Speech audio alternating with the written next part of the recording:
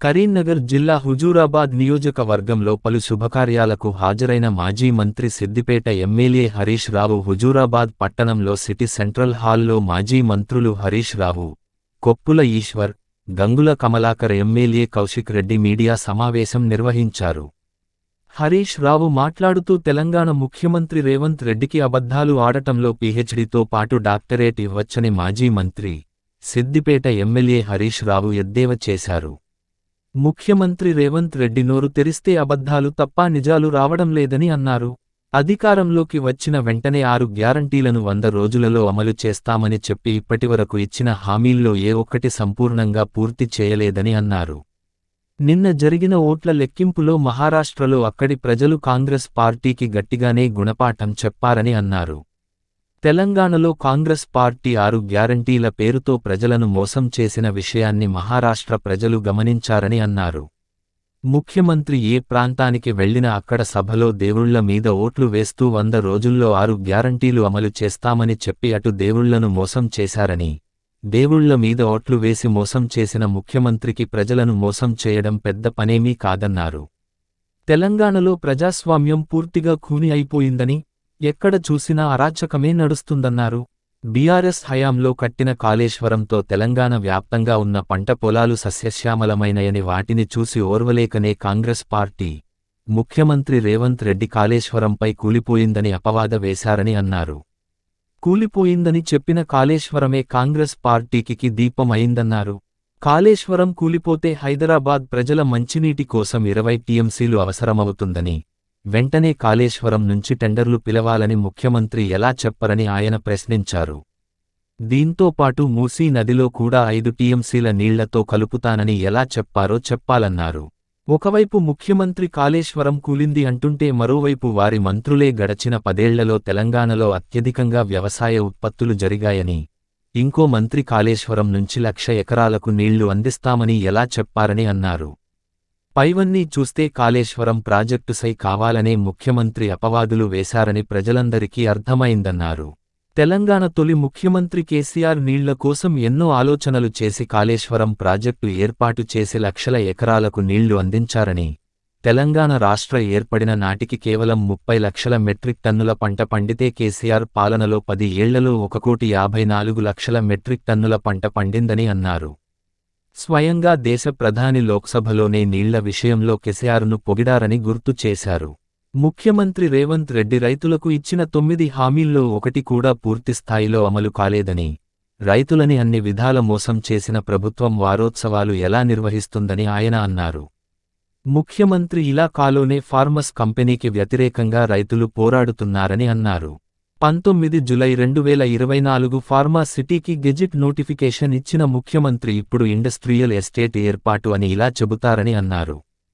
Pharma city ఏర్పాటు చేసే ప్రాంతంలో గుడ్లు పెట్టని ప్రదేశమని చెప్పిన ముఖ్యమంత్రి మాటలు పచ్చి అబద్ధమని, రైతులు స్వయంగా అక్కడ పచ్చని పొలాలు చూపిస్తున్నారని అన్నారు. ముఖ్యమంత్రి వెంటనే ఫార్మసిటీని రద్దు చేసి రైతులను ఆదుకోవాలని అన్నారు. హుజూరాబాద్ నియోజకవర్గంలో పైలట్ ప్రాజెక్టుగా ఏర్పాటు చేసిన దళిత బంధు పథకం ద్వారా ఎంతోమంది దళితులు ఉన్నత స్థాయికి ఎదిగారని, 2వ విడత దళిత బంధుపై కూడా ఫ్రీజింగ్ ఎత్తివేసి వెంటనే వారి అకౌంట్లో డబ్బులు జమ చేయాలని ఆయన డిమాండ్ చేశారు. దళిత బంధు కోసం హుజూరాబాద్లో ధర్నాకు దిగిన దళిత కుటుంబాలను అక్రమంగా అరెస్టు చేయడానికి తీవ్రంగా ఖండిస్తున్నామని, వెంటనే అరెస్టులను ఆపివేసి దళిత బంధు అమలు చేయాలని ఆయన డిమాండ్ చేశారు. రాబోయే అసెంబ్లీ సమావేశాలు దళితులకు అండగా ఉంటూ వారి సమస్యలపై నిలదీస్తామని అన్నారు. ఇప్పటికైనా కాంగ్రెస్ ప్రభుత్వం కళ్లు తెరిచి వెంటనే 8 గ్యారంటీలను అమలు చేయాలని డిమాండ్ చేశారు. కాళేశ్వరమే మంచి ముద్దంటున్నావు, ఇప్పుడేమో ఆ మిషన్ భగీరథనే మంచిగుంది, దాని లెక్క హైదరాబాద్ నీళ్లు తీసుకుపోతున్నావు అంటే ఈ ముఖ్యమంత్రి అబద్ధాల ముఖ్యమంత్రి. పూటకో మాట మాట్లాడతాడు.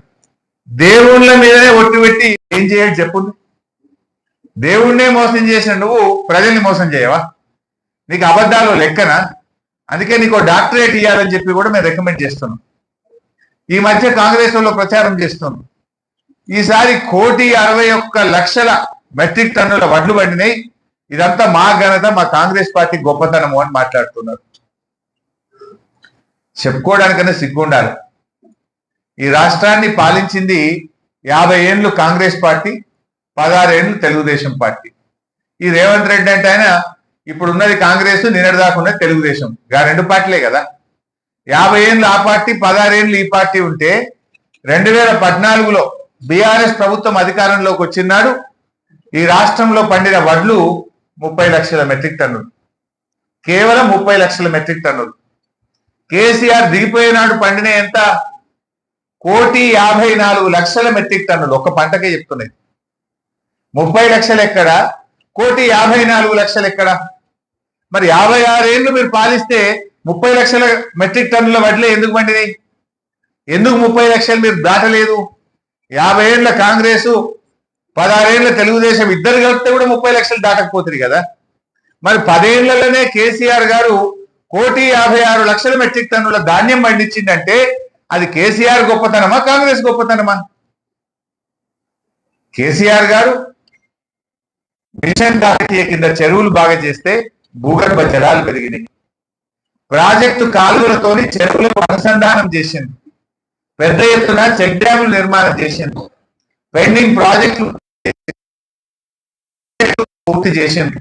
కృష్ణా గోదావరి నదీ జలాలను తెలంగాణ భూభాగానికి మళ్లించారు.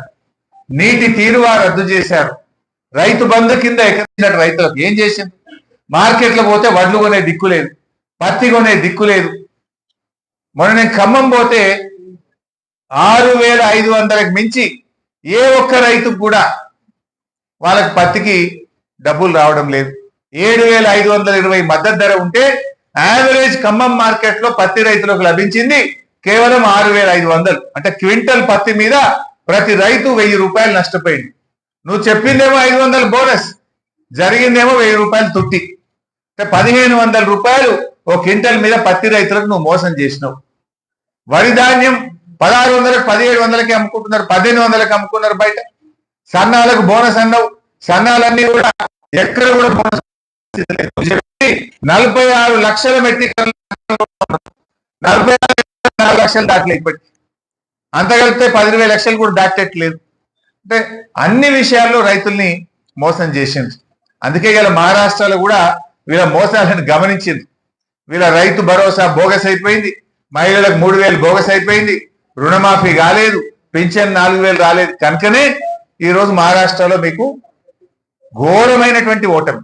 ఎక్కడెక్కడైతే రేవంత్ రెడ్డి ప్రచారం చేసిండో, ఎక్కడెక్కడైతే తెలంగాణ కాంగ్రెస్ మంత్రులు ప్రచారం చేసిండ్రో ఆడ మొత్తం కాంగ్రెస్ పార్టీ తుడిచిపెట్టుకుపోయింది. సఫా 2-3 నెలల ముందు మంచిగుంటే వీళ్ళు పోకముందు కాంగ్రెస్ గెలుతుంది అన్నట్టు అన్నారు. ఎప్పుడైతే వీళ్ళు పోయినో వీళ్ళ ముఖాలు యాదికి వచ్చినాయి. వీళ్ళు తెలంగాణ అనేక పెట్టింది. ఒక 3 నెలల కింద కాంగ్రెస్ మంచిగానే ఉంది, గెలుతుంది అన్నట్టుగా అన్నారు. ఆ కూటమి ఏంది, వీళ్ళ ఇండియా కూటమా ఇదో కూటమి, ఈ కూటమి మంచిగానే ఉంది, గెలుతుండొచ్చు, బాగా టగఫర్ ఉంది అన్నారు. ఈ రేవంత్ రెడ్డి కాంగ్రెస్ మంత్రులు ప్రచారానికి పోయినప్పటి నుంచి కింది పడ్డది, లేసులు లేదు కదా. అందులో బార్డర్ ఏది తెలంగాణ బార్డర్లో వీళ్ళు ఎక్కువ తిరిగారు. విదర్భ, మరట్వాడ ఆడ మొత్తం కుదిరిచిపెట్టుకపోయింది. వీళ్ళు 7 లక్షల కోట్ల రూపాయలతో విద్యుత్ పంపిణీ వ్యవస్థను బలోపేతం చేసి 24 గంటల మోటార్లు కాలని, ట్రాన్స్ఫార్మర్లు కాలని నాణ్యమైన కరెంట్ ఇచ్చారు. ఇవన్నీ కేసీఆర్ గారు చేయడం వల్ల 1,56,00,000 మెట్రిక్ టన్నుల పంట పండింది. మీరు చేసింది ఏమనుంటే చెప్పండి. కరెంట్ ఇచ్చింది కేసీఆర్, మిషన్ కాకతీయలో చెరువులు బాగా చేసింది కేసీఆర్, దేశంలో నగదు బదిలీ పథకం రైతులకు ప్రారంభించింది ఇదే జమ్మికుంటలో కేసీఆర్ గారు, ఇదే హుజురాబాద్ కాన్స్టిట్యున్సీలో ప్రారంభించారు. రైతులకు ఇవాళ మేం చేసినాం. ఆనాడు మీరు ప్రాజెక్టుల కింద చెరువులకు తూములు పెట్టడానికే మీరు అలో చేయలేదు ఉమ్మడి ఆంధ్రప్రదేశ్ లో. అప్పటి కాంగ్రెస్ అయినా అప్పటి తెలుగుదేశం అయినా అన్ని కాలువలకు తూములు పెట్టి చెరువులను ప్రాజెక్టుల కింద నింపిన ఘనత కేసీఆర్ గారిది. మీరు చేసింది ఏమో చేసిండ్రు. మీరు కూడా ఏం చేసిండ్రు అంటే 101 దేవుళ్ళ మీద ఒట్టు పెట్టి రుణమాఫీని ఎగ్గొట్టిండ్రు. కరోనా ఉన్నా కేసీఆర్ గారు రైతు బంధు ఇస్తే ఆ రైతు బంధు పథకాన్ని ఎగ్గొట్టారు. ఇంతకు మించి మీరు చేసింది ఏముంది రైతులకు? ఒక్క మంచి పని చెప్పండి మీరు రైతులకు. వరంగల్లో 9 హామీలు ఇచ్చారు రైతు డిక్లరేషన్ పెట్టి. 9 హామీలు రైతు కూలీలకు 12,000 అన్నారు ఇచ్చిండ్రా? 15,000 అన్నారు ఇచ్చిండ్రా? రైతు భరోసా 15,000 అన్నారు ఇచ్చిండ్రా? 10 రకాల పంటలకు బోనస్ అన్నారు ఇచ్చారా? రుణమాఫీ మొదటి సంతకం మొదటి రోజే రుణమాఫీ చేస్తామన్నారు, చేశారా? అసలు రైతులకు ఇచ్చిన 9 హామీల్లో ఒక్క హామీ అమలైందా అని నేను అడుగుతున్నా. ఇంకా ఈ ఘనతకు ముఖ్యమంత్రి గారు మహబూబ్ నగర్ లో వీళ్ళు ఏడాది అయిన సందర్భంగా 3 రోజుల పాటు రైతు వారోత్సవాలు జరుపుతారట. ఏం చెప్తావు రైతు వారోత్సవాల్లో? మీకు అన్ని ఎగబెట్టినాం, మోసం చేసినాం, దేవుని మీద ఒట్టు పెట్టి మిమ్మల్ని ఆగం పట్టించినాం అని రైతు వారోత్సవాలు జరుపుతావా? 3 రోజుల పాటు రైతు వారోత్సవాలు జరుపుతారట వీళ్ళు మహబూబ్ నగర్లో.